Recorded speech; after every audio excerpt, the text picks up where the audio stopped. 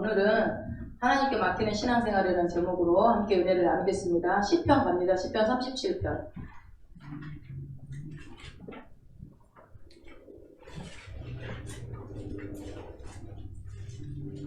37편 1절에서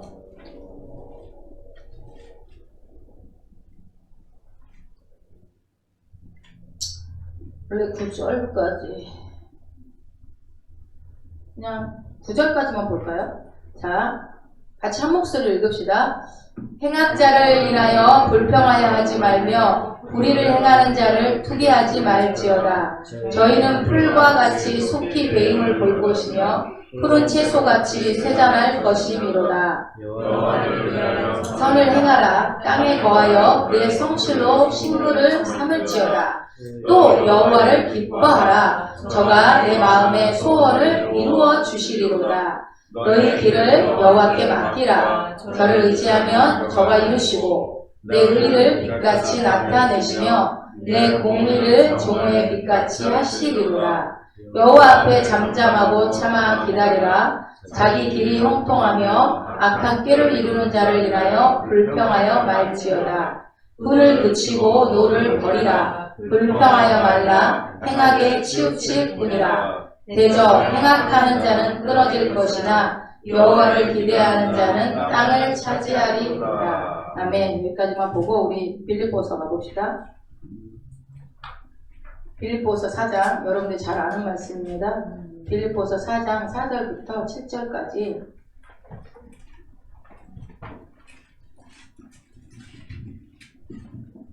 이것도 같이 한 목소리로 한번 읽어볼까요? 시작. 내같이 말하노니 기뻐하라. 너의 번영을 모든 사람에게 알게 하라. 주께서 가까우시리라. 아무도 외면하지 말고 오직 우리의 기도와 간구로 너희 구할 것을 감사함으로 하나님께 아뢰라. 그리하면 모든 지각에 뛰어난 하나님의 평강이 그리스도 예수 안에서 너희 마음과 생각을 지키시리라. 아멘. 아멘. 우리는 하나님을 뭐라고 부르죠? 아버지라고 부르죠. 아버지. 하나님 아버지라고 부릅니다. 왜 하나님을 아버지라고 부르죠?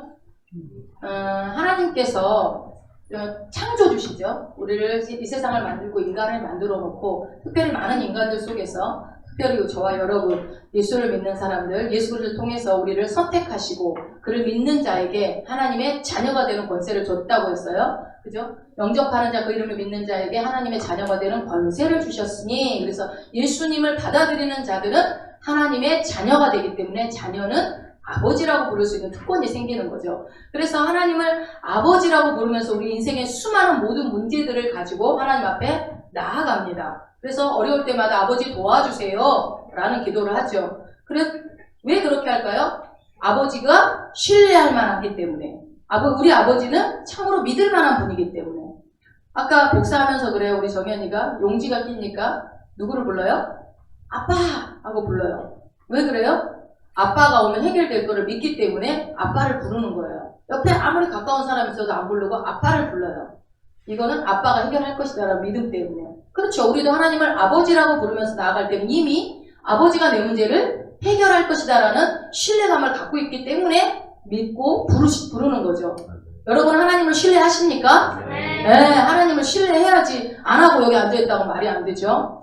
그런데 때로는 우리의 삶이 보면 아버지만 의지하기를 원하시는데 우리 하나님은 오늘 오전 말씀에도 여호와 외에는 하나님 외에는 다른 거 두지 말라고 그렇게 얘기를 하는데 우리는 어때요? 하나님만 의지합니까? 아버지만 의지합니까? 그렇지 않죠. 때로는 어떤 사람을 의지할 때도 있고 때로는 물질을 의지할 때도 있고 때로는 내가 할 수 있다라는 생각 때문에 아버지를 찾지 않습니다.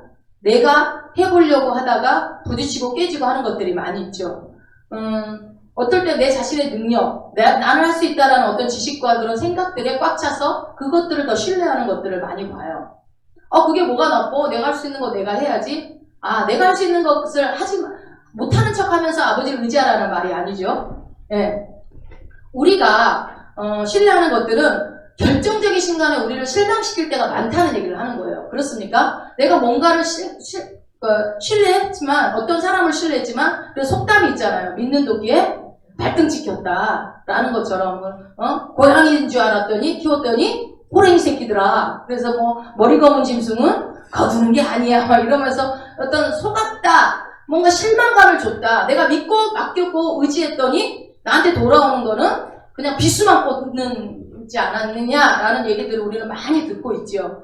그런 것처럼, 우리의 삶의 가운데서 우리가 의지했던 것들은 어느 순간에 절망감을 줄 때도 있고 실망감을 불러일으키기도 합니다. 그렇죠? 그러나 우리의 모든 것을 아시고 우리 하나님은 어때요? 저는 제일 좋아하는 게 우리 하나님은 나한테 가장 좋은 것 주시는 분이야. 이런 말을 저는 제 스스로에게 많이 해요. 항상. 하나님은 나의 모든 것을 아시고 나에게 가장 좋은 것만 주시는 분이십니다. 아멘? 네, 그렇습니다. 그 하늘 아버지는 그 나에게 가장 좋은 것만 주시는 그 하늘 아버지는 우리에게 실망을 주시는 분이 아니죠. 실수해서 야야야 내가 실수했다 야 이렇게 하시는 분이 아니에요. 인간의 아버지는 그럴 수 있어요. 아유 미안하다 야 내가 실수했다.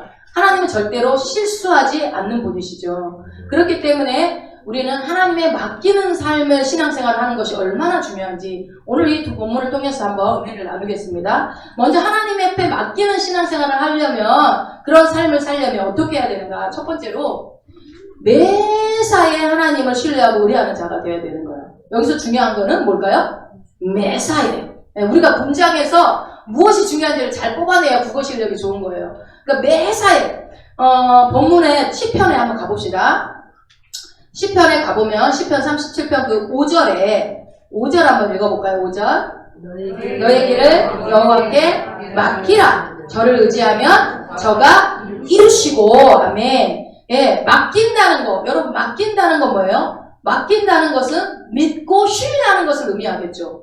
당연하죠. 믿고 신뢰하니까 의지하는 거죠. 그래서 우리가 주님께 맡긴다는 것은 내가 주님을 향해서 주님을 신뢰합니다. 라는 표현인 거죠. 주님을 향한 신뢰고, 그것이 곧 신앙이고, 믿음과 신뢰. 그러니까 살면서 무슨 일을 만나든지, 환경이 어떻든지 간에, 신뢰가 무너지지 않고 주님을 바라보고 주님을 의지하는 것이 여러분들이 주님이 부어주시는 은총들을 받는 비법 중에 하나라는 것은 익히 들어서 너무나 잘 알죠. 그죠?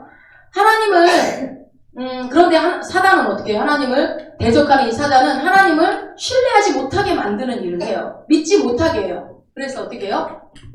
의심하게 해요. 저게 진짜 저럴까? 어떤 사람이 간증하면 오전에 우리 조혜성 장로님 얘기한 것처럼 하여튼 저 예수 믿는 것들은 귀에다 걸면 귀걸이, 코에 걸면 코걸이, 목에 걸면 목걸이 지네들 마음대로 해석한다고 그래요. 그 우연이지 그게 그게 주님이 하셨다고 그러고 잘했으면 지가 못했으면 또 누구 탓하고 그러잖아요. 그런 것처럼 의심하게 합니다. 뭐요? 신뢰관계를 깨뜨리기 위해서.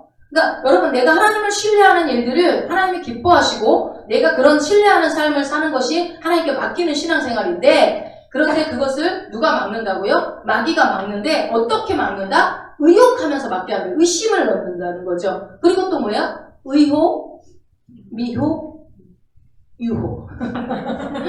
혹. 그러니까 우리 옛날에 윤 목사님이 한번 쭉 해주셨던 것 같죠? 의혹하게 하고 그 다음에 미혹하고 유혹하고 혹 마귀가 하는 짓. 혹시 내가 의심이 들어 저 이상 그럴 리가 없어 막 이런 식으로 들어오거나 미혹당하거나 막 끌려가고 결국은 이제 미혹당하는 거 넘어가는 걸 말하는 거죠. 그렇게 하는 것은 그 모든 것들을 통해서 신뢰관계를 깨뜨리려는 주님의 그 마귀의 계획이라는 거죠. 여러분 아담과 하와도 에덴 동산에서 마귀에게 무엇을 당하죠? 처음에는 의욕하고 미혹하고 결국은 유혹하잖아요. 뭐하는지 먹음직부터 시작을 하잖아요. 그러면서 보면은 진짜 저거를 먹으면 눈이 밝아서 하나님처럼 될 것처럼 그냥 믿어지게 만들어버리는 거예요. 그게 마귀가 하는 짓 아닙니까? 그래서 결국은 어떻게 해요? 하나님을 의심하는 거예요. 하나님이 어떻게 한 말을 의심하는 거죠? 너 그거 먹지 마. 먹으면 정령 죽어! 라고 얘기했어요. 죽는다고 했어. 분명히 죽는다고 했어. 그거 먹으면 눈이 밝아져서 나처럼 된다는 얘기 절대 안 했어요. 그런데 마귀가 와서 야야 하면서 없는 말을 만들어낼 때에 그런 것 같아. 그러니까 마귀가 하는 건 그럴싸, 먹음직, 보암지. 정말 맞는 것 같아요. 그래서 광명의 천사라고 하죠. 그러니까 마귀는 여러분 엇비슷하게 하지 막 전혀 틀리게 안 해요. 그러면 아니까. 아주 엇비슷해요. 그래서 이단들이 엇비슷하고 하나만 딱 뒤집는 거예요. 예수만 인정 안 한다든지. 그래서 이단에 왜 빠질까 그런데 가보면 대부분 우리가 믿는 것들을 다 믿어요. 근데 어떤 거 한 가지를 딱 건드리는 거죠. 대부분 예수를 인정하지 않죠. 아무튼 이런 유혹하고 미혹하는데 아담과 하와도 그렇게 마귀의 게임에 넘어가서 하나님을 의식하게 만들고 시험에 들고 그러고 나서 어떻게 해요? 두려움에 떨게 되잖아요. 죄를 짓고 나서는. 우리가 잘 아는 또 구약에서 욥기에서 보면은 욥을 마귀가 절망에 빠뜨리기 전에 문제를 일으키기 전에 하나님한테 와서 무엇을 합니까? 또 두 글자 네, 참소를 하죠. 참소. 이것도 마귀가 하는 짓이죠. 참소하는 거. 뭐라 그래요? 원종호 집사는 저거 돈만 뺐으면은 하나님 배반할 거야. 막 이런 식으로 와가지고 막 얘기를 하는 거예요. 그랬을 때 하나님은 절대 그러지 않을 거야. 내 종욕은 그럴 리가 없어. 그러니까 아유 하나님이 그렇게 많은 복을 줬으니까 그러지 않아요. 그거 다 뺏어 봐봐요. 분명히 바뀌지. 그랬을 때 다 뺏었을 때 욥이 바뀌었나요? 안 바뀌었죠. 안 바뀌었어요. 욥은 사람이 당할 수 있는 모든 고난은 다 당했어요. 사람이 당할 수 있는 최악의 고난들은 다 당했어요. 욥이. 그렇지만 그 하나님에 대한 그 욥의 신뢰와 믿음은 깨지지 않았어요. 물론 이제 교만한 것들을 하나님이 건드리셔서 또 하나님을 깊게 만날 수 있는 복을 주셨지만 그 사람 자체가 하나님을 부인하지는 않았어요. 그렇게 했고 오히려 우리가 밤이 깜깜할 때 별이 더 빛나는 것이 보이는 것처럼 더 그 믿음이 정금과 같은 믿음이 되었죠. 그런 것처럼 여러분의 환경에 따라서 믿음이 변하고 깨진다고 한다면 환경에 따라서 그 모습은 하나님을 신뢰하는 것이 아니라는 것쯤은 우리가 익히 알고 있습니다. 여러분 우리가 잘 아는 하박국 선지자가 한 말이 있죠. 찬양 가사도 있죠. 못 외우니까 찾아봐야지. 그럼 하박국 가봅시다. 하박국 3장. 하나님을 신뢰한다라는 대표적인 아마 말 중에 하나일 것 같기도 해요. 하박국 3장 17절 18절. 하박국은 합이라고 써 있어요. 합, 나움, 하박국, 스바냐 이렇게 나오죠. 찾으셨어요? 같이 읽어봅시다. 비록 무화과 나무에 솜지 못하며 포도나무에 열매가 감람나무에 소출이 없으며 밭에 식물이 없으며 우리의 양이 없으며 외양간에 소가 없을지라도 나는 여호와를 인하여 즐거워하며 나의 구원의 하나님을 인하여 기뻐하리로다. 아멘. 이 말씀은 여러분 우리가 다 외우고 있잖아. 무화과 나무 잎이 마르고. 근데 그거 여러분 그 찬양이 아이들이 부르는 그냥 주일학교 찬양에 그냥 그 정도가 아니잖아요. 이 하박국 선지자가 고백한 뭐예요? 환경과 상황이 변한다고 할지라도 나는 믿음을 버리지 않겠습니다. 라는 고백이죠. 그래서 무화과 나무가 무섭지 포도나무 열매 없고 감람나무 소출 없고 밭에 식물 없고 양이 없고 이거 뭐예요? 폭망. 두 글자로 폭망이에요. 폭망. 폭삭 망한 거예요. 그래도 나는 여호와를 즐거워할까 우리가 신나게 찬양한 거예요. 근데 안 그러잖아요. 여러분. 폭망 아니라 뭔 일만 일어나면 내 마음이 폭망. 내 마음은 낙심. 이거 여러분 우리가 쉽게 할 일이 아니에요. 열심히 1년 동안 일했는데 다 아무것도 내 손에 잡히는 게 없어. 그래도 난 여호와를 즐거워할 거야. 이렇게 할 사람 몇 명이나 있을까요, 여기서? 이거 대단한 고백이에요, 하박국 선지자의 고백이. 여러분, 그 구세군 아시죠? 우리 항상 연말만 되면 종치면서 서서 이렇게 구제 헌금을 받아서 어려운 이웃들을 쓰는 이 구세군 창시자가 누구지 아세요? 윌리엄 부스라는 사람이 구세군이라는 그런 교단도 있죠, 구세군. 구세군 창설자인 윌리엄 부스가 시카고에서 이제 부흥 집회를 하고 있었던 어떤 일화예요. 부흥 집회를 이제 시카고에서 이제 집회를 하는데, 그 하나님의 선하심, 하나님을 믿고 의지하라고. 뭐 목회자들이 다 하는 말이 그러죠. 하나님 믿고 의지하세요. 하나님만 신뢰하세요. 오늘 저처럼 이렇게 막 얘기를 한 거예요. 그때 한 노동자가 이렇게 보고 있다가 성큼성큼 앞으로 오더니 여보시오, 부스 목사, 만약에 그리스도가 당신에게 가장 소중한 것을 당신에게 가장 소중하며 당신을 도와준다고 하는 그 이야기 말씀을 나는 여러분, 만약에 당신에게 가장 소중한 그 아내가 죽고 없고, 그래서 그 엄마가 보고 싶어서 아이들이 막 애타게 울부짖고 있는 그 모습 속에서도 그 하나님을 믿고 신뢰할 수 있어? 하고 물어본 거예요. 그러니까 당신이 지금 그러니까 욥이랑 똑같은 거지 뭐. 다 있으니까 그렇게 얘기하는 거지. 하나님 믿고 의지하라고. 그러니까 아마도 그 노동자가 아내를 잃고 아이들이 엄마 보고 싶어 하고 아우성치며 울었던 그 가정의 가장이었던 것 같아요. 그러니까 그 말씀을 할 때 다각혀져 있는 윌리엄 부스가 조금 얄미워 보였거나 아니면 그 말이 안 닿았겠죠. 근데 좀 하나님도 좀 너무하신 것 같아. 그 일 있고 나서 얼마 후에 윌리엄 부스의 아내가 기차사고로 죽어요. 그리고 그래서 구세군으로 시체를만 이렇게 주검으로 돌아옵니다. 장사를 지내고 얼마 안 있다 또 이 시카고에서 부흥 집회를 이렇게 하게 되는데, 그때 윌리엄 부스가 했던 유명한 말이 있어요. 그 목사님이 뭐라고 그랬냐면, 내가 얼마 전 바로 여기서 집회를 할 때에 어떤 분이 와서 그랬다. 네가 아내를 잃고 아이들이 울부짖고 있는데도 불구하고 하나님의 선하심을 믿고 의지할 수 있겠는가? 라는 질문을 얘기를 했을 때, 만약 혹시 여기 그분 계시는지 모르겠지만 그분이 계시다면 들으라고. 지금 내 마음은 갈기갈기 찢겨져서 너무너무 힘이 든다. 너무 마음이 아프다. 찢어진 상태다. 그런데 나는 그 하나님을, 그 선하심을 믿고 여전히 의지합니다. 그리고 그뿐만 아니라 하나님이 내 마음에 오히려 새로운 노래를 주셨습니다. 내 마음의 그릇에 새로운 노래를 부어줬습니다. 라는 고백을 한 거예요. 그랬더니 예배 끝나고 진짜 그 노동자가 그 자리에 있었던 거예요. 그래 와서 당신이 예수님이 그렇게까지 당신에게 의지하는 마음을 주고 도와주시는 분이었다면 나도 인정하겠다라는 얘기를 했다는 유명한 일화가 있어요. 근데 여러분 이게 조금 이해가 가세요? 하나님이 그 노동자 하나 때문에 아내를 데리고 갔을까? 이 생각을 하고 계시나요 혹시? 아무튼 우리가 방금 읽었던 하박국 말씀과 똑같은 내용이라고 저는 생각을 합니다. 네? 하나님에 대해 여러분이 어떤 내가 다 갖고 있기 때문에 하는 것과 내가 그럼에도 불구하고 이것들을 다 뺏었어도 그럼에도 불구하고 내가 주님을 찬양하고 신뢰하고 믿고 의지할 수 있다? 이 고백이 당하지 않으면 사실은 자신있게 말하지 못하는 부분일 수도 있어요. 그렇든 어쨌든 이 윌리엄 부스처럼 내가 나의 상황은 어떻게 된다 할지라도 내가 원하는 것, 내가 사랑하는 것들이 이렇다 할지라도 그런 상황 속에서는 여전히 하나님을 믿을 만한 분이시고 선하신 분이다라는 고백을 할 수 있다면, 그러니까 저도 굉장히 가족을 잃고 아픔 가운데 있을 때 제일 괴로웠던 게 뭐였냐면 하나님을 부인하고 싶다라는 말이 좀 그런데 하나님이 안 계시다고 하고 하나님을 원망을 하고 싶은데 하나님이 너무 살아계신 게 확신이 들고 하나님이 이 모든 상황을 알고 계신다라는 생각이 드니까 하나님의 그 어떤 그 선하심과 그 하나님의 살아계심을 부인할 수가 없겠는 거예요. 그거는 근데 지금 생각하면 제 믿음이 아니라 내 안에 계신 성령님의 살아계심이 나를 그렇게 계속 이끌어갔던 것 같아요.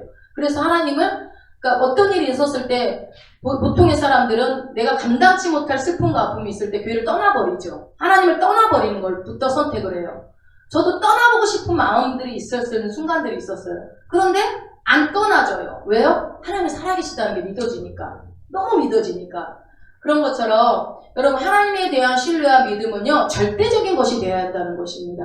내가 이 상황일 때는 믿어지고 이 상황일 때는 안 믿어지고 그래서 흔들흔들하는 신앙이 아니라 어떤 역경이나 큰 환란이 와도 내가 하나님에 대한 신뢰가 깨져서는 안 된다는 거예요. 그런 걸로 인해서 믿음이 화르르 무너져 버린다면 그거는 모래 위에 세워진 믿음과 같지 않겠습니까?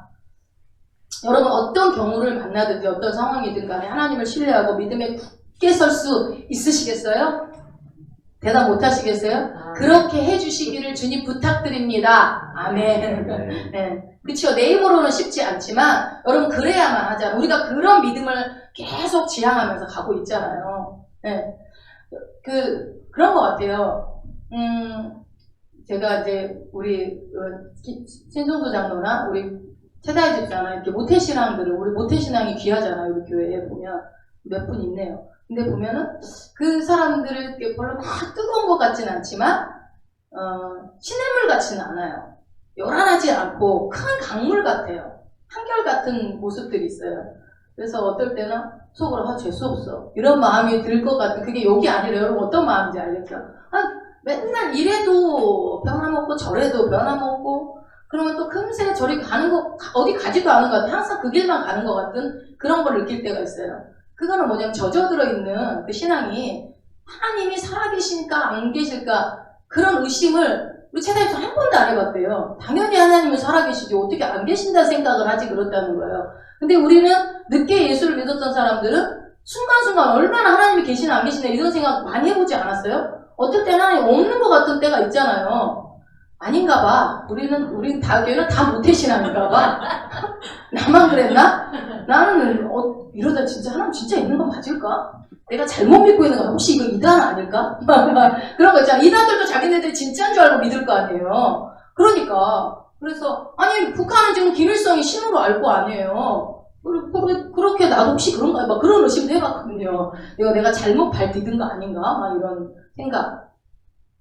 그러나 이 어떤 절대적인 믿음은 주님이 주시는 그 믿음이 그런 어떤 믿음의 가정의 복인 것 같기도 하고 우리는 그렇지 않다 할지라도 결국은 그런 믿음을 지향해 가야 되는 거예요. 환경과 상황에 의해서 흔들거리는 믿음이 되는 것들은 정말 아직 어린아이와 같은 신앙인 거죠. 그럼 두 번째로 하나님 앞에 맡기는 신앙생활 하려면 어떻게 해야 될까요? 첫 번째는 하나님을 의리하고 신뢰하고 해야 된다고 했죠. 두 번째는 하나님을 기뻐해야 합니다. 하나님을 기뻐한다. 우리 본문 가봅시다. 37편에 4절 한번 읽어봅시다. 4절.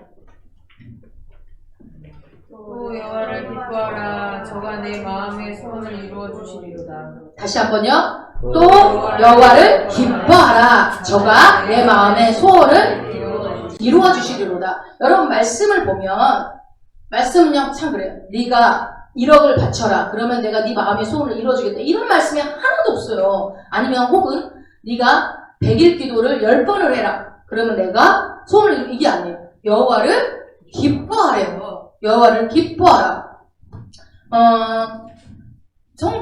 우리는 성도죠. 예수를 믿는 사람들, 성도. 내가 살면서 여러분 무엇을 가까이 하고 무엇을 기뻐하며 살고 있는가를 아는 건 굉장히 중요해요. 한번 생각해 보세요.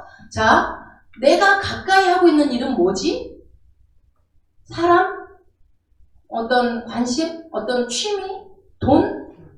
내가 좋아하는 건 뭐지? 지난번에 얘기했죠. 이 사람은 다윗은 하나님의 집으로 갑시다 하면은 우와 너무 좋아 막 이랬던 다윗처럼 혹시 여러분에게 서준아 고기 먹으러 가자 야호 하는 사람인지 교회에 예배 드리러 가자 그러면 야호 하는 사람인지 무엇을 말할 때 내가 기뻐하는 사람이냐라고 생각해 보라는 거예요. 그리고 내가 무엇에 관심이 있게 살아가는지. 여러분 내가 제일 마음을 많이 쏟는 곳은요. 물질이 제일 많이 가는 곳이 내 마음을 제일 많이 가는 곳이라고 생각하면 돼요. 어디다가 내가 돈을 제일 많이 쓰고 있나. 나오나요? 뭐 이렇게 뭐 꼭 이게 정답은 아니지만 아니면 내가 하루의 삶 속에서 제일 많이 생각하는 관심사가 뭔지 그게 내가 제일 주로 관심 갖고 있는 거예요. 그거를 여러분 좀 살펴볼 필요가 있어요. 내가 내 삶에 내가 무엇을 관심 갖고 내가 주님보다 더 사랑하고 있는 것이 무엇인가. 오늘 오전에 주님보다 더 사랑하면 안 되는 말씀이 나왔는데 때로는 내가 주님보다는 물질을 선택할 때도 있고요. 그렇죠?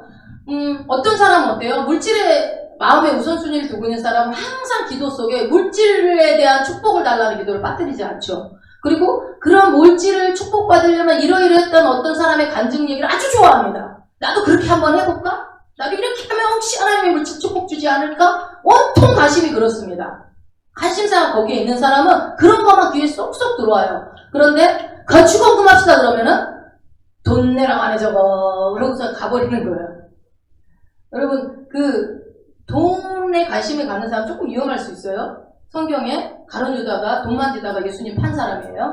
물질은 하나의 신이기 때문에 잘못 영성이 되지 않은 사람이 교회에 재정을 맡거나 그래서 어떤 회계라도 맡으시면 망할 수 있어요. 그러니까 조심하셔야 돼요. 교회에 회계, 재정을 맡으신 분들은 진짜 영적으로 깨어있는 사람이 맡아야 되는 게 맞아요. 동계산 잘하고 시골도 안 틀리는 사람이 맡는 게 아니에요. 진짜 중요해요.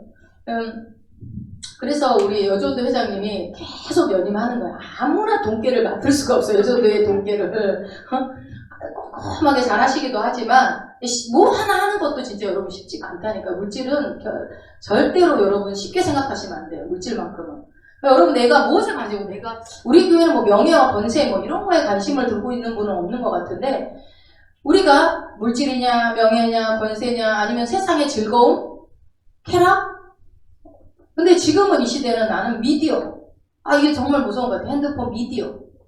어디를 가면 다 핸드폰 꺼내서 어디 뭐 식사를 하러 가도 직장인들 그러죠. 가면은 4시 가서 앉아있으면 뭐예요? 다 핸드폰 보고 앉아있어요. 그거 못 느끼셨어요 혹시? 진짜 가서 밥 먹고 둘이 가도 대화 안 해. 뭐 대화를 해. 코로나 이거 딱 나와놔서 얼마나 좋아. 얘기 안 하기도 좋고. 물론 이제 뭐 그러니까 코로나를 떠나서 우리가 사람이 만났을 때 이렇게 밥 먹기 전에 우리가 대부분 대화를 하고 얘기를 하고 이러면서 담소를 나누던 것들이 일상의 모습인데 지금은 지하철을 타고 저는 지하철을 많이 타볼 일 없었지만 이제 학교를 다니면서 최근에 이제 타보다 보니까 핸드폰을 안 보는 사람이 이상한 사람이더만요. 귓구녕에 다 뭐 꽂고 있어갖고 아무도 또 들리지도 않고 이거 보고 있다면서. 그래서 저는 이제 막 급하게 뛰어가더라고. 이제 못 듣고 있다가 이렇게 해서 다른 사람들도 보는 것도 재밌더만요. 이렇게 보는데 다 달라. 어떤 사람은 예능 보고 있는 사람이 있고, 어떤 사람은 웹툰 보고 있고, 어떤 사람은 또 뉴스 보고 있고, 어떤 사람은 막 아침부터 신나게 게임하고 있고 정신이 없어요. 와, 아무리 복잡해도 핸드폰을 안 놓더만요. 막 그 자리가 꼭 확보해가지고 너무 재밌는 거예요.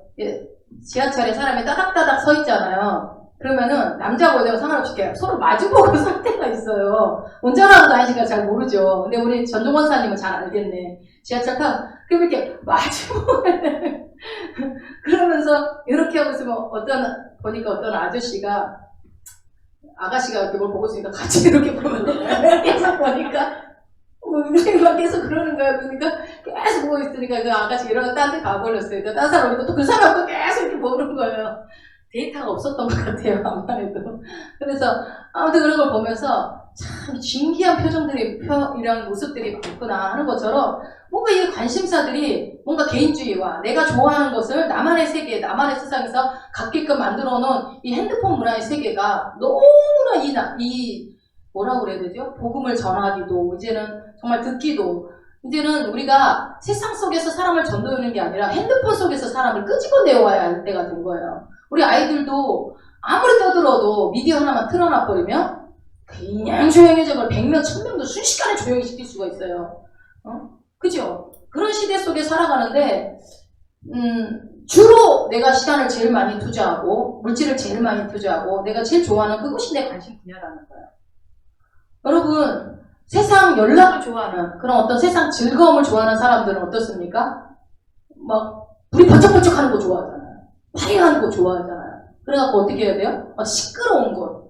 그러면서 불나방이 불 속에 뛰어들어서 타 죽을 줄도 모르고 가서 막 하는 것처럼 세상 즐거움을 쫓는 사람들은 어때요? 그런 달콤한 순간의 쾌락과 즐거움을 쫓아서 마시고 즐기고 이렇게 막 묻지도 따지지도 않고 열심히 놀잖아요. 여러분 이런 사람들은 예수 안 믿는 사람들한테만 그런 모습이 있는 게 아니라 우리 예수 믿는 사람들 중에서도 그런 사람들이 굉장히 많아요. 굉장히. 그게 바로 여러분 우상을 섬기는 거 아니겠습니까? 사실 오늘 오전의 말씀과 똑같은 얘기예요. 형식적이고 허울뿐인 외식적인 신앙생활을 하는 우리가 그러니까 교회 안에서의 모습이 내 모습이 진짜 모습이 아니고 혼자 있을 때 모습이 진짜 모습이에요. 하나님 앞에 내가 혼자 있을 때. 하나님만 아시겠죠? 그러나 우리 여러분 참 믿음의 사람들은 하나님을 기뻐하는 사람이래요. 하나님을 기뻐요. 돈보다 세상 명예보다 권세보다 세상 연락보다 더 주님을 사랑하고 사모하는 그 사람. 주님과 사이가 멀어질까봐 늘 걱정하고 염려하고 주님이 오늘도 어떤 말씀을 주실까? 여러 번 지난 시간에 말씀드렸잖아요. 예배에 중요한 건 여러분의 반응이 중요한 거라고. 말씀도 중요하지만 그럼 어떠한 말씀이냐에 따라서 내가 은혜 받으려는 것만이 중요한 게 아니라 하나님을 예배하는 것이 중요하니라고 그랬어요. 이 예배의 주인공은 하나님이셔서 여러분들이 그 하나님 앞에 제물로서 반응하는 것이 중요한 것이다. 그렇다면 은혜를 사모하고 하나님을 갈망하고 말씀을 기대하고 이러면서 설레는 마음으로 예배를 참석하고 있는가? 어떻게 하든가 주님이 싫어하는 거 미워하는 거 내가 안 하려고 노력하고 있는가? 아니면 주님이 사랑하시는 것을 나도 사랑해 보려고 우리 예수님이 어떻게 살았지? 예수님은 어떻게 하셨지? 이럴 때 예수님은 어떻게 하셨을까? 늘 고민하면서 그것을 선택하려고 하는 삶. 그렇게 하는 것이 그래서 뭐라고 해요? 성경에서 한마디로 그 나라와 그 의를 구하고 있느냐. 너희는 먼저 그의 나라 의를 구해라. 그것이 주님이 기뻐하시는 일이다라고 말씀을 하고 있죠. 그래서 매사에 주님과 동행하는 삶. 여러분이 매사에 주님과 동행하는 삶은 우리 주력교 아침에 얘기했지만 절대로 하루아침에 안 됩니다. 절대 안 돼요. 이건 훈련을 통해서만 가능해요. 계속. 그 주님과 동행한다는 것은 여러분 주님과 동행하는 것은 내가 동행하고 싶다고 동행하는 게 아니에요. 주님은 언제나 우리와 함께 해요. 내가 그거를 인식하느냐 안 하느냐지 주님은 내가 주님 동행하십니까? 안 물어봐도 동행하시고 계세요. 내가 못 느껴도 주님은 내 옆에 계세요. 항상 함께해요. 그런데 그 무엇을 얘기하는 거예요? 내가 너와 항상 함께하고 있다는 것을 인식하라는 거예요. 깨달으라는 거예요. 민감하게 반응하라는 거예요. 보이지 않지만 보이는 것처럼 그러니까 뭐 성령님 이렇게 할까요 말까요 라고 묻는 것들은 여러분 세상 사람들은 보이지 않아서 우리 잠깐만요 나 우리 하나님께 물어보고 올게요. 그러고 가서 성활동을 오면 미쳤나 이렇게 생각할 수 있지만 우리 눈에는 보이지 않지만 주님이 실제로 계시잖아요. 그 주님은 듣고 계시겠죠. 그러면 대답을 해주겠죠. 그런 모습들이 우리에게는 당연한 거죠. 보이지 않는 사람에게는 이상한 것처럼 보이지만 여러분 이 당연한 삶을 우리는 당연하게 안 살고 있잖아요. 주님과 동행하지 않잖아요. 동행하는데 안 동행하잖아요. 그 그러니까 혼자 있을 때 모습이 진짜 네 모습이다 하는 얘기는 뭐냐면 혼자 있을 때 진짜 혼자라고 생각하는 거예요. 근데 우리는 혼자인 적이 없는 사람이에요. 언제나 주님이 나와 함께하고 계시고 언제나 주님은 나를 보고 계시는 거죠. 언제 주님은 내 머리카락 수를 세고 계셨을까요? 매일매일 달라지는 머리카락 수로. 그 정도로 주님이 나에 대해서 다 알고 계시고 보고 계시다는 얘기겠죠. 네. 여러분 주님과 함께 동행하기를 주님과 함께 언제나 주님이 기뻐하시는 일이 무엇일까라고 살피는 일들을 여러분의 삶 가운데 우리가 그러니까 연습하고 훈련하는 것들이 필요합니다. 그게 자연스럽게 몸에 배면 우리 목사님처럼 언제든지 묻고 그냥 자연스럽게 된다. 그게 우리가 훈련하려고 하지 않아서 그러는 거예요.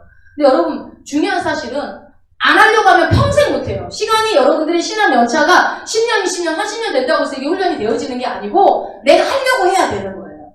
내가 오늘부터 성령님을 내가 인정하면서 해볼까. 그래서 그때 안녕하십니까 성령님이라는 책을 우리가 목사님도 늘 말씀하셨고 얘기했잖아요. 그것으로부터 시작하는 거 훈련해보는 거예요. 여러분 왜 믿음에 똑같이 믿음 생활 5년, 10년 아니면은 뭐 짧게는 더 이하로 하는 사람들이 있지만 그 사람이 30년, 40년 한 사람보다 믿음 더 좋은 사람 있어요, 없어요?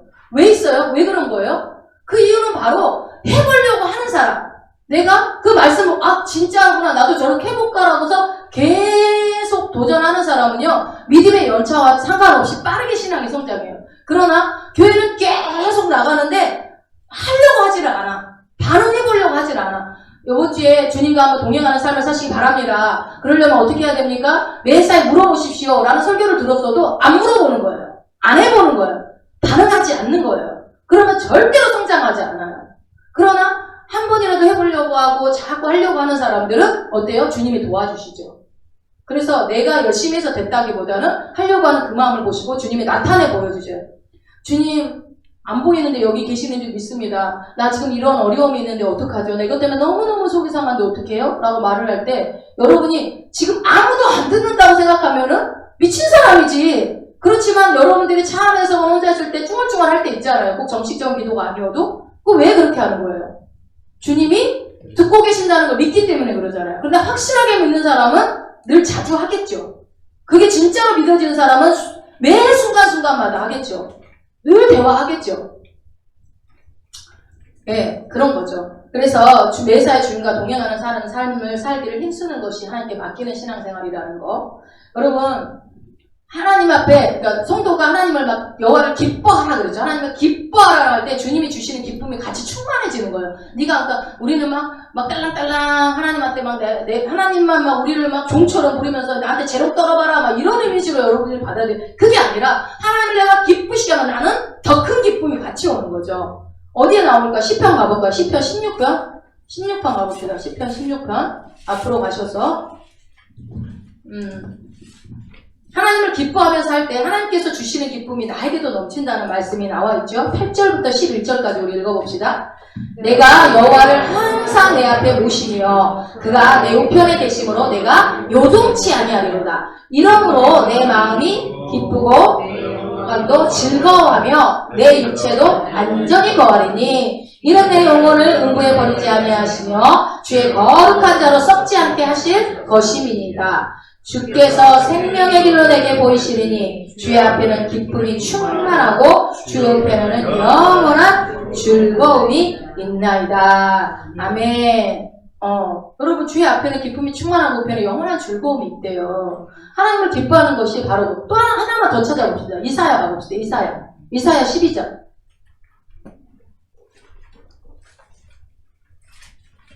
이사야 조금만 뒤로 가면 있죠.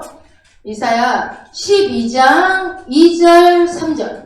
이사야 12장 2절, 이사야 12장 980쪽인가요? 980쪽. 이사야 12장 2절 3절을 한번 우리가 같이 읽어봅시다. 보라, 하나님은 나의 구원이시라. 내가 의뢰하고 두려움이 없으리니 주 여호와는 나의 힘이시며 나의 노래시며 나의 구원이시니라. 그러므로 너희가 기쁨으로 구원의 우물들에서 물을 기르리로다. 아멘. 네. 기쁨의 원천이, 그러니까 기쁨이 시작되는 곳이 어디다? 하나님과 교제할 때, 사랑의 교제가 이루어질 때, 함께 동행할 때, 거기서 기쁨이 온다는 거예요. 여러분, 나 기뻐해야지. 항상 기뻐하라고 그랬으니까, 하나님 나 기뻐라, 감사해요. 이렇게 한다 기쁨이 오는 게 아니라, 진짜 기쁨이 시작되는 원천은 뭐예요? 하나님과 동행할 때 그때 막 기쁨이 나온다는 거예요. 그 즐거운, 그런 사람이 기쁨과 즐거움의 삶을 살더라는 거죠. 그 마음속에도 기쁨이 넘치고, 관계 속에서도 그 사람은 언제나 기쁨이 넘치는 사람으로 보여지더라는 거죠.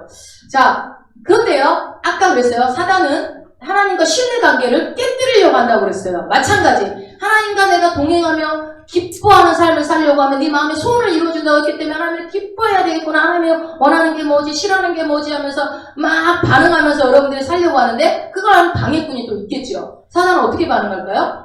사단은 사람들을 미혹해서 불신하게 빠지게 하죠. 그러니까 어떻게 해요? 하나님께로부터 떠나게 만들려고 하는 것을 해요. 하나님을 대적하게 만들어요. 심지어는. 그래서 어떤 달콤한 거, 그러니까 여러분 몰래 먹는 사과가 맛있다라는 말이 있는 것처럼 왜 사람들이 나는 죄 안 짓고 싶은데 자꾸 죄를 짓까? 죄가 달콤해서 그래요. 죄는 달콤해요. 하나님이 하지 말라는 게 여러분 그러잖아요. 우리가 초콜릿 먹으면 어때요? 달콤하잖아요. 맛있잖아요. 여기 뭐 어른들 초콜릿 안 좋아하겠지만 초콜릿 같은 거, 단 거, 사탕, 젤리 이런 거 좋아하는 우리 아이들은 왜 좋아해요? 달콤해서 좋아해요. 그래서 근데 그거 많이 먹으면 어떻게 돼요? 당뇨병, 소아 당뇨병도 오고 이빨도 썩고 몸에 건강에 해롭단 말이에요. 그렇지만 그 달콤한 것들을 맛있으니까, 입이 맛있으니까 자꾸 먹게 돼요.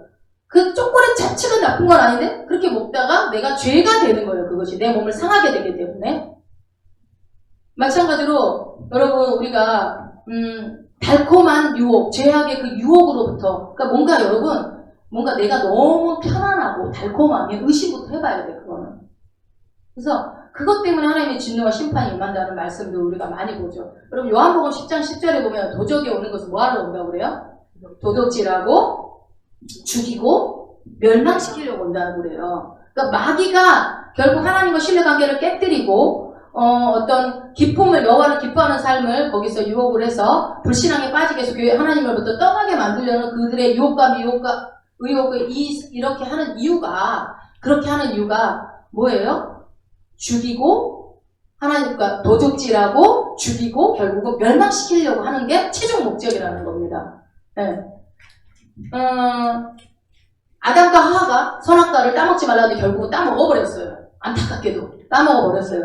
그것이 결국 뭐예요? 불순종이 되어버렸습니다. 그러면서 이제 시험에 빠져서 불순종을 하게 된 거죠. 마귀의 유혹 앞에 그냥 순종해버렸어. 그래서 넘어졌어요. 그래서 하나님과의 교제가 그러니까 여러분 죄가 들어오면 제일 먼저 시작되는 게 뭐가요? 관계가 깨지는 거예요. 한마디로 다른 말로요? 단절. 몰라요? 하나님과 단절되는 거예요.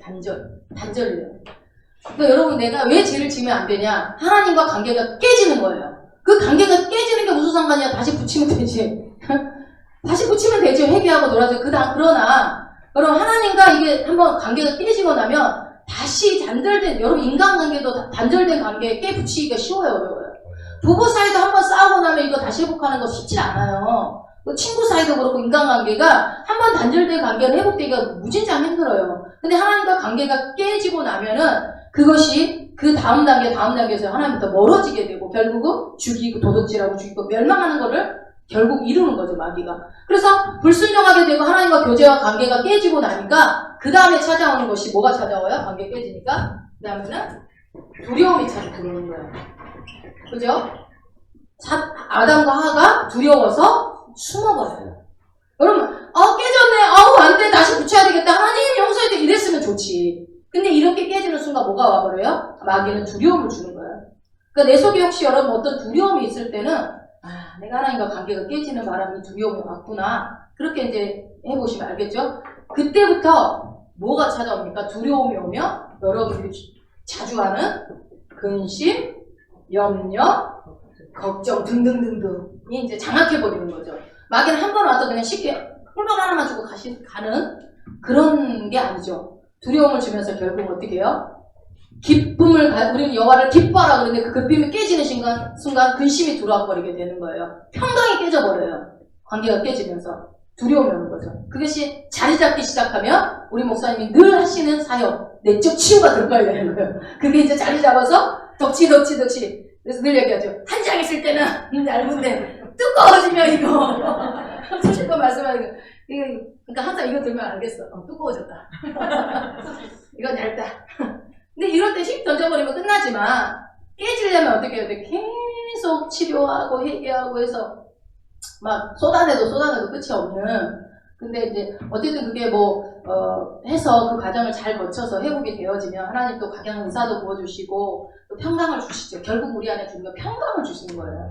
여러분 혹시 내 삶 가운데 평강이 없고 두려움이 있고 근심 염려도 만약에 근심 염려 단계에 있다면 이미 두려움은 들어와 있는 거예요. 그러면 어떻게 해요? 이미 내가 하나님과 관계에 깨진 부분이 있는 거예요. 다 깨졌다 이렇게 볼 수는 없겠지만 어떤 영역에서 깨진 거 있는 거예요. 그런데 더 깊숙이 들어가면 내가 욕심 부리고 있는 그 부분에서 깨진 것이 많아요. 다 깨졌다기보다는 그 부분을 그러니까 그러잖아요. 네가 어디에서 떨어졌는지 요한계시록에 첫사랑을 잃어버렸다 할 때 네가 어디에서 떨어졌는지 그걸 한번 그 자리 찾아가 보라는 거예요. 어디서 떨어졌더라. 우리가 돈 잃어버릴 때 찾으러 가는 것처럼 내가 어디에서부터 하나님과 관계가 깨졌지? 그 시점을 찾는 게 중요해요. 여러분. 그러니까 매번 여러분들이 내가 왜 맨날 넘어지는 것에서 넘어지지? 매번 넘어지는 것에서 넘어지는 게 아니라 그 뭔가 하나에서 내가 지금 해결이 안 됐기 때문에 계속 넘어지는 거야. 그게 뭔지를 찾아야죠. 어떻게 찾아요? 잘 찾으시는 거예요. 기도해서 하나님 말씀 듣다 보면 찾아서 하나님 말씀하시죠. 성령이 말씀해 주시잖아. 에레미야 가봅시다. 에레미야 2장 13절. 다 말해주면 설교 오늘로 다 끝내야 되게. 여러분 에레미야 2장 13절 한번 읽어봅시다. 에레미야 2장 13절. 네, 백성이 두 가지 악을 행하였나니 곧 생새의 근원되는 나를 버린 것과 스스로 웅덩이를 판 것인데 그것은 불을 젖추지 못할 터진 웅덩이니라. 이건 다음 주에 전도사하면서 제가 한 번 더 깊이 말씀드릴 텐데 우리가 지금 에레미야 지금 새벽 예배 때 하고 있나요? 그죠? 그래서 이 말씀 얼마 전에 3일 전인가 했던 말씀인 것 같아요. 그때 하나님을 떠난 사람들은요, 주님이 주시는 참 기쁨을 당연히 맛볼 수가 없습니다. 여러분 아까 그랬어요. 참 기쁨의 근원은 어디라고요? 하나님한테서 아는 거예요. 여러분 우리가 그걸 모르니까 세상 사람들이 돈도 벌어보고, 막 여자도 만나보고, 남자도 만나보고, 막 마약도 해보고, 막 요즘에는 몸에다 그림 그려보기도 하고, 살도 빼보고, 막 복근도 만들어보고, 별짓을 다 해요. 그게 다 왜 그래요? 기쁨이 없어서 그래요. 진짜 참 기쁨이 없어서. 여러분, 하나님으로 만족하고 하나님 한 분이면 충분합니다 하는 사람들이 몸에 문신 생기는 거 봤어요? 몸에 주렁주렁 달고 다니는 거 봤어요? 명품백 찾아다니는 거 봤어요? 그러니까 뭔가 많이 치장하고 달고 막 바꾸고 변화하고 이런 사람들의 특징일수록 하나님과 멀어져 있는 사람이에요. 아니 안 그런 사람, 연예인들은 그게 이제 일이니까 해야 되는 사람들은 그렇지만 그냥 일반적인 그리스도인들의 특징이 여러분, 왜요? 마음이 허하니까 맥주 먹어보다가 이거 너무 약해. 소주 먹어보다가 이것도 너무 약해. 양주 먹어보다가 이것도 약해. 꼬량주 먹어보다가 먹어본 사람 같네? 그리고 막 독한 술을 막 계속 먹어봤더니 남는 거는 위장병. 그렇게 되는 거 아니에요? 그게 뭐예요? 결국은 사람이 내 마음에 하나님으로 채워지지 되지 않는 것들을 자꾸 딴 걸로 채우려고 하는 거예요. 진짜 참 기쁨의 근원은 하나님한테서 나오는데 그거 아니면 안 되는데 그걸 못 찾는 거야. 그래서 뭐라고 그래요? 니네들이 왜 참 기쁨이 없는 줄 알아? 예레미야가 말해요. 네가 생수의 근원되는 하나님을 버렸기 때문이야. 여러분 세상 사람들이 왜 돈에 미치는 거예요? 왜 그렇게 막 세상에 어떤 남에게 보여지는 외모에 그렇게 미칠까요? 왜 그럴까요? 생수의 근원된 하나님을 버렸기 때문에 하나님이 없어서 그래요. 하나님이 없어서. 하나님이 내 안에 들어오는 순간 여러분 많은 것들이 버려지잖아요. 쓸데없는 것들이 버려지는 거예요. 근데 온전하게 믿음이 들어오기 전까지는 막 교회 와서 그러면은 막 내가 좋아하는 것만 못하게 한다고 생각하고 막 그거 버리면 나 죽을 것 같은데 나 문신 안 새기면 나 진짜 허전해서 살 수가 없는데 여기에 그냥 십자가 하나만 하면 안 되나 막 여러분 문신하는 사람도 봐봐. 처음부터 많이 하지 않아요. 용문양을 막 하는 사람 말고 막 처음에 그냥 손톱 끝에다가 이렇게 막 살짝 시작하다가 어때요? 그것이 점점 커지고 겨드랑이를 딱 내려가서 온몸에 하는 거 아니에요. 왜 그래요? 이만큼 해서 완전히 안 되니까 요만큼 하고 요만큼 해서 안 되니까 이만큼 하는 거예요. 돈 100만 원만 있었으면 좋겠다 했는데 100만 원 벌고 나니까 어때요? 1000만 원만 있었으면 좋겠다. 아니야 1억은 있어야 돼. 10억? 뭐 진짜 평생에 만져보지도 못할 10억? 막 이렇게 욕심이 이렇게 들어가죠. 여러분 그 근본적인 인본주의적으로 찾으려고 해서 내가 세상적인 방법으로 구하려고 했다고 절대 안 찾아지는 이유는 하나님이 기쁨의 근원이 되시기 때문이라는 것을 여러분 기억하시고 우리가 이미 예수 안에 있기 때문에 여러분들은 많은 것들을 버리고 왔지만 그것이 버려온 게 아니라 더 좋은 게 오면 가치 없는 것들은 그냥 버려지는 거예요. 그래서 나도 내가 옛날에 좋았던 거 다 버렸으니까 나 대단해가 아니라 여러분 그거는 여러분의 영혼을 다 젖먹고 갉아먹는 거기 때문에 하나님이 못하게. 근데 뭐 좋아하는 걸 하나님 절대 못하게 하는 분이 아니에요. 그래서 나는 진짜 밥은 내가 싸구려 먹어도 브런치 커피는 내가 진짜 이거를 꼭 마시고 싶은데 그럼 하나님 너 절대 먹으면 안 된다잉? 그러시는 분이 아니라는 거예요. 근데 하나 먹어놓고 회개하잖아요. 죄책감에 시달려가지고 내가 2,000원짜리 먹었어야 되는데 5,000원짜리 먹어가지고 그냥 이거 뭐 콩나물을 5박스를 살 수가 있는데 막 이러면서 막 그런 죄책감이 드시는 분들은 회개하세요. 그러나 그렇지 않은 하나님은요 내가 기뻐하는 것도 기뻐하세요. 너무 막 그런 거에 그럴 필요는 없는데 어쨌든 여러분 우리 진짜 기쁨 내 속에서 무언가를 해도 여러분들 우리가 세상 속에 있을 때 만족이 없었잖아요. 그러나 주님이 오시면 어느 순간 정말 기도 속에서 주님이 나를 만나주실 때 정말 이거는 세상이 줄 수 없는 기쁨 속에 우리가 막 할렐루야 아무것도 안 해도 그 순간에 막 너무 이 시간이 영원하기를 막 이러잖아요. 그런 시간들이 여러분 자주 있었으면 좋겠어요. 삶 가운데서. 여러분 이게 통계에 의하면 우리나라도 뭐 그럴지 모르겠지만 미국에도 나라가 선진국이잖아요. 굉장히 선진국처럼 자살률이 높잖아요. 그래서 미국에요 사람이 몇 분마다 한 명씩 죽을 것 같아요. 1분에 한 명씩 뭐 인간이 남아나지도 않겠네. 35분마다 한 명씩 죽고 있대요. 지금 이 시대가. 우리나라는 2시간인가요? 모르겠어요. 우리나라도 뭐 하루면 많은 사람들이 나오죠. 잘 먹고 잘 살수록 자살률이 높잖아요. 35분마다 한 명씩 꼴로 이렇게 자살하고 있는데 미국의 그 통계에 의하면 그리고 또 2분에 한 명이 꼴로 정신적인 고통을 당하고 호소하는 사람들이 많아요. 이게 정신과 의사들이 그러니까 크리스찬 정신과 의사가 하는 말이 뭐라고 그러냐면 그 사람들은 정신과 오전에도 중곡동 정신병원 얘기를 했지만 정신병원이 여러분 병원에 있는 사람은 정신병자 여기도 지금 정신병원에 있을 수 있잖아. 정신적으로 우리가 고통을 당하는 때가 있잖아요.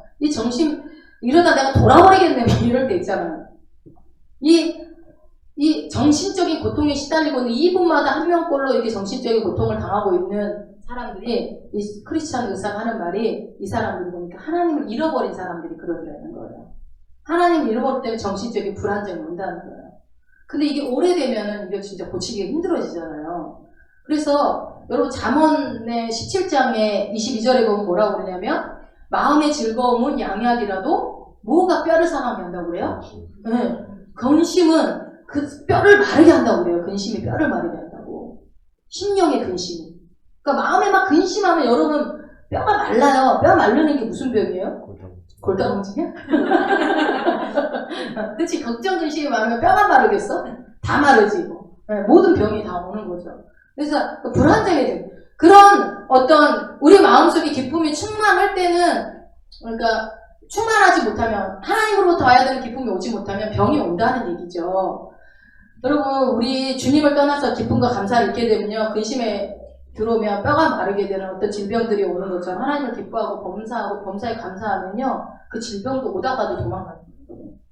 세 번째로, 하나님께 범사에 감사하는 자로 살아야 하나님께 맡기는 신앙생활이에요. 여러분, 감사.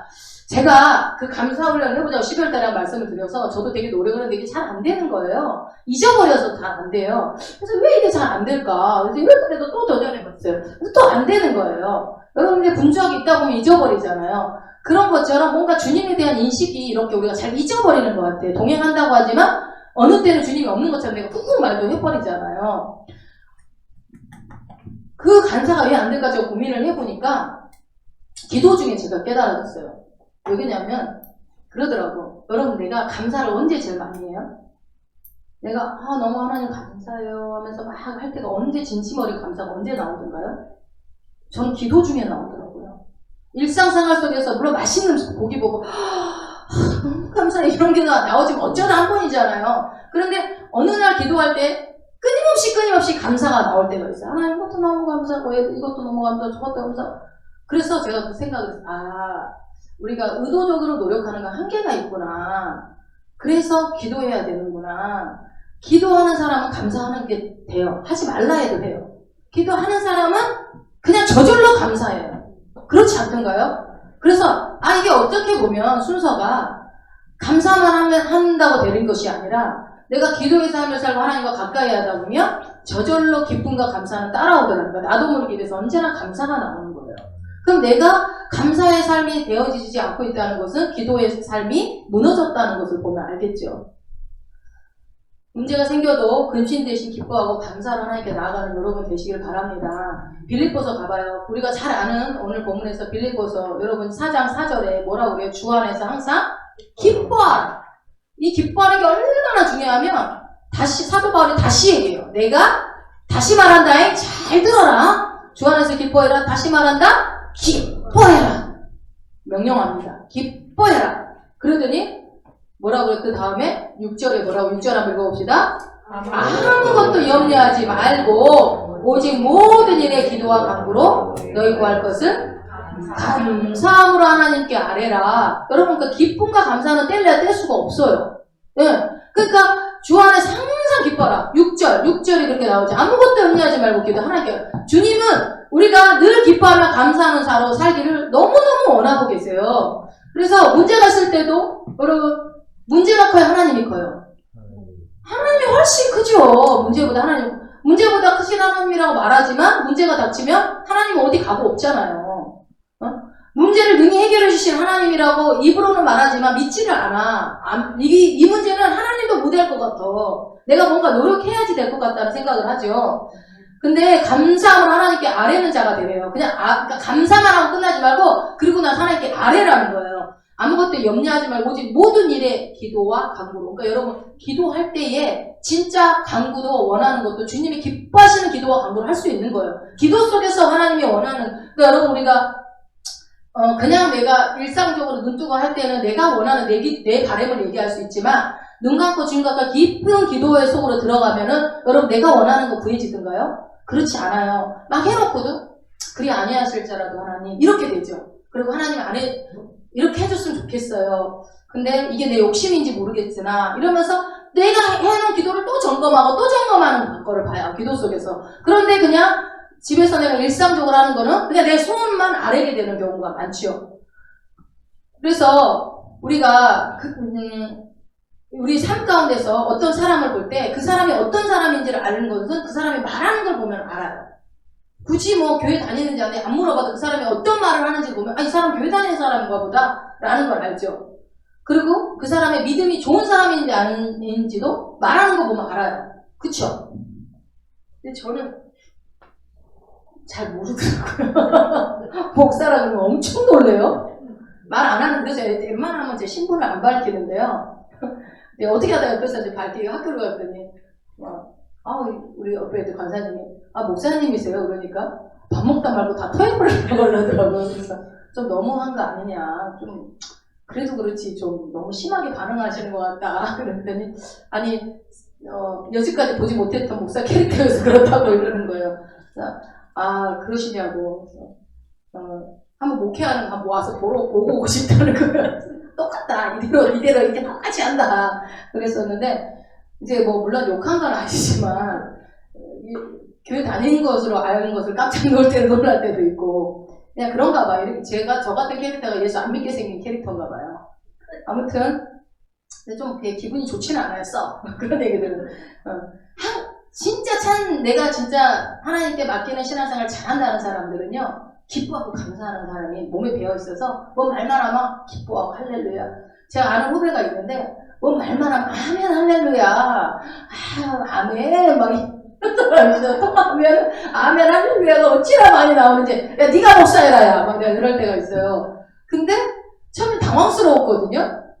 그런데 이게 몇 번 통화하는데 기분이 좋아요. 그 친구랑 통화하면, 그 후배랑 통화하면 너무 기분이 좋아요. 뭐든지 아멘, 아멘 막 이래요. 그래서 어쩔 때 설교해야 되나? 통화하다 말고 그렇게 느껴질 때가 있는데, 여러분 그러지 않잖아 우리가. 근데 그 매사에 이렇게 옆에서 통화하는 것도, 어떤 사람과 통화하는 것도 이렇게 들어보니까, 내가 그때 주님이 나에게 이런 마음을 줬었는데 내가 그걸 무시해갖고 이랬더니 매사가 주님 얘기야. 매사가.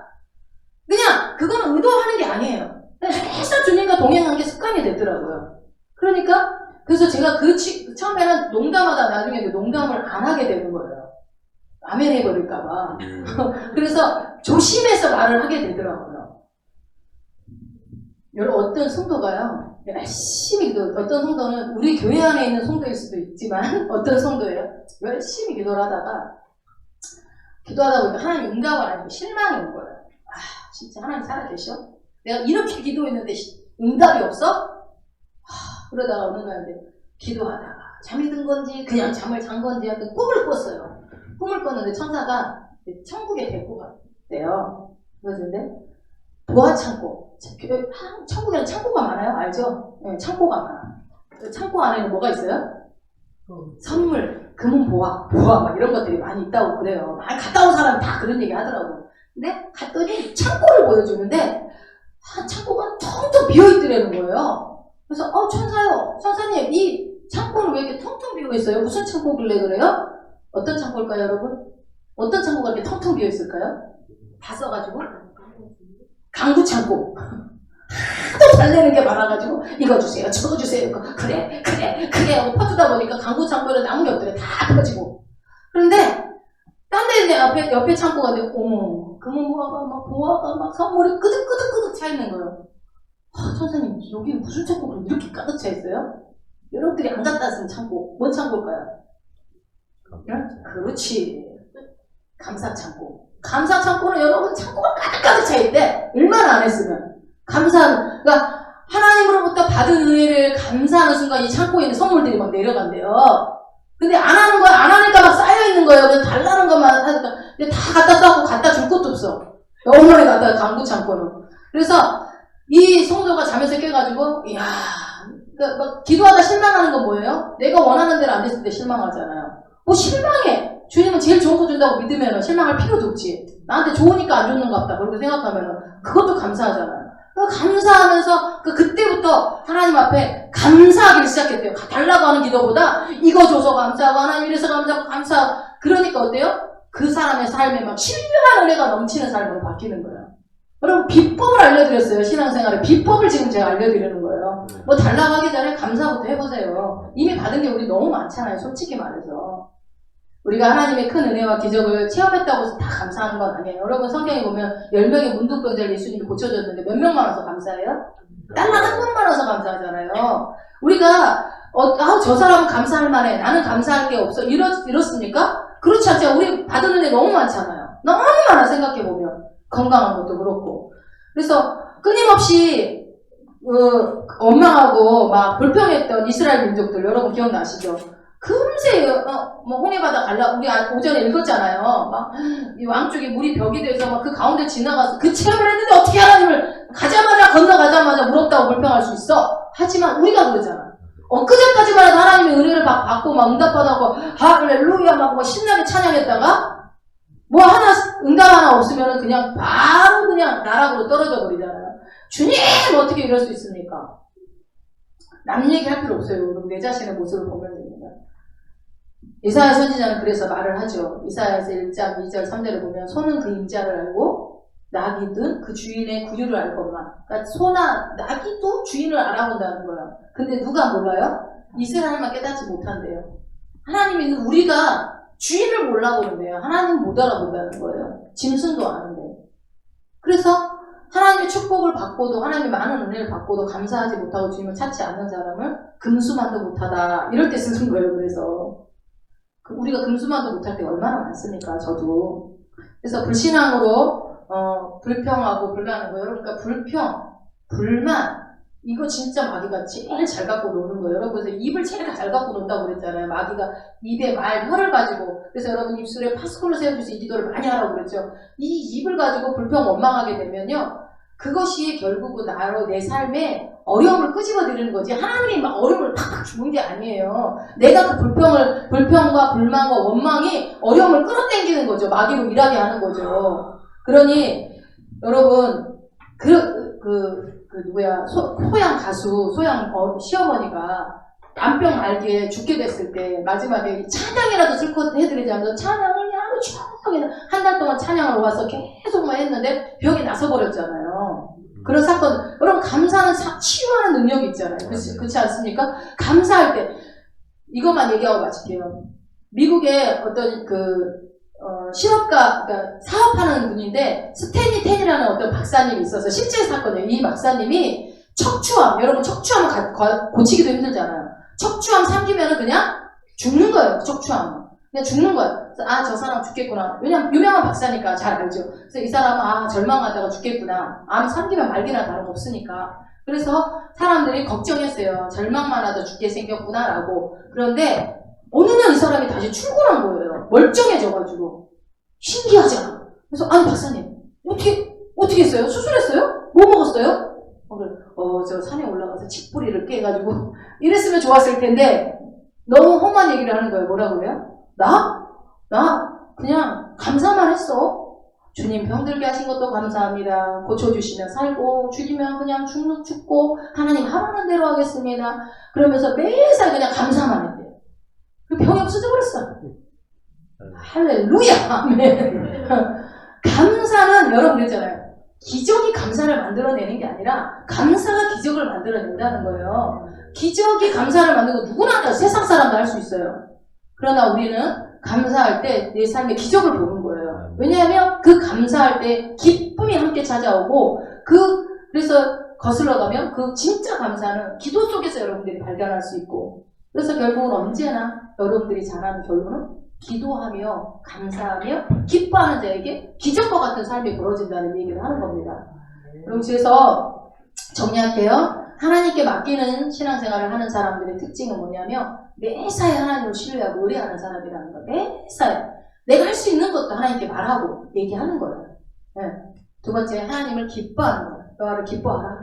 저를 의지하며 이 소원을 다 이루어주겠대요. 우리 하나님 너무 좋은 분이야. 그냥 네? 마지막 하나님께 범사에 감사하는 자로 사는 거죠. 이 모든 것들이 정말 기도 속에서 이루어진다는 것을 기억하셔서 2021년에는 하나님 아버지께 우리가 정말 아버지잖아. 아버지가 계시다는 것이 얼마나 좋은 겁니까? 아버지가 있다는 거는 내 인생을 내가 책임 안 져도 된다는 얘기예요. 내가 어떤 내 모든 사건들을 내가 고민해야 할 필요가 없는 거예요. 왜냐하면 아버지가 다 해결해 줄 거니까. 아버지를 부를 때는 이미 해결될 걸 믿고 부르는 거예요. 정연아 그랬지? 아빠 부를 때는 어때요?